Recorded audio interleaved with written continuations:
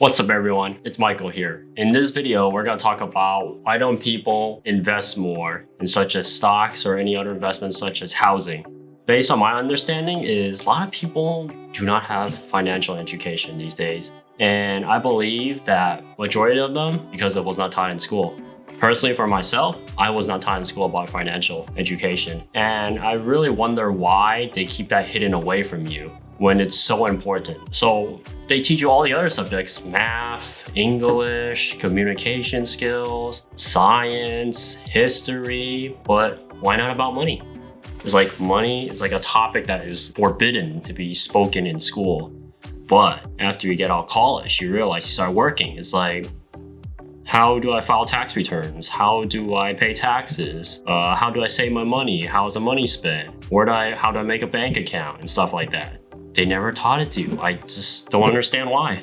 Then later on down the line, after doing research on my own, I realized that in reality, I believe that actually schools don't want to teach you money and because they want to keep you poor. And you think about it, if they taught you how money works, then everyone would think differently. Why do they attend school? Why do they take these classes? Why do they have to pay for these classes when it's so expensive? What type of investment and return they would get from doing this?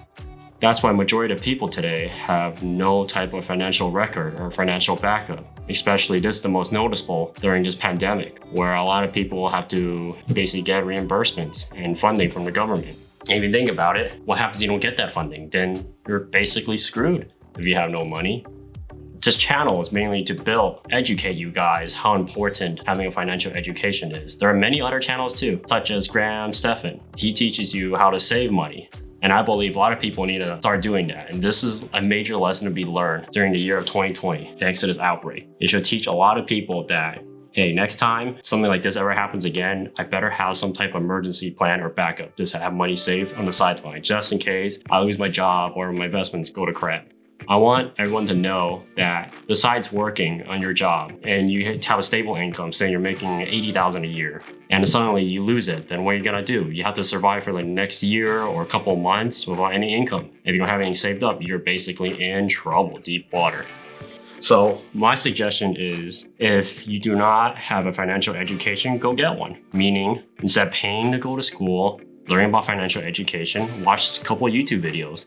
Look it up online, look up how to save money, look up how to make money, look up how money works in modern day society. It'll help you a lot in managing your financial future. If you want to be financially stable and financially free, then you gotta know how money works. Money makes the world go around. So what you can do to manage your money is simply save whatever you make, break it up into parts. When you break them into parts, you know what areas you should keep in. So for example, you have money for emergency, you have money for food, money for necessity, and of course, modern day, you have money to do all the things you want to do. I call it the fun money. And then you have the investment money too. Investment money, you want to use it for example. There is a YouTube video made by Graham Stephan talks about type of stock trading companies. Watch that video and understand how do stocks work. And such as he said, oh my God, stocks are so dangerous. No, it's not. If you know more about it, you can take lower risk and educated risk. When you take that type of knowledge and you invest, you can actually find returns in yourself.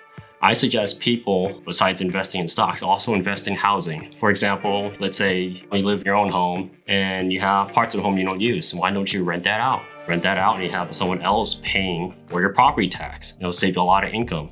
That's another way to invest. And I think the main takeaway is, since schools do not teach you how to invest or how money works, you have to learn that yourself. And I think a lot of people around my age, between the ages of 13, 35, do not understand this until later on in life.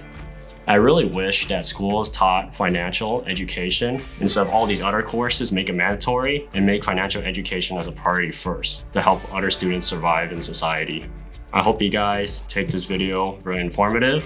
Please like, share, and subscribe, and I'll see you next time. Peace.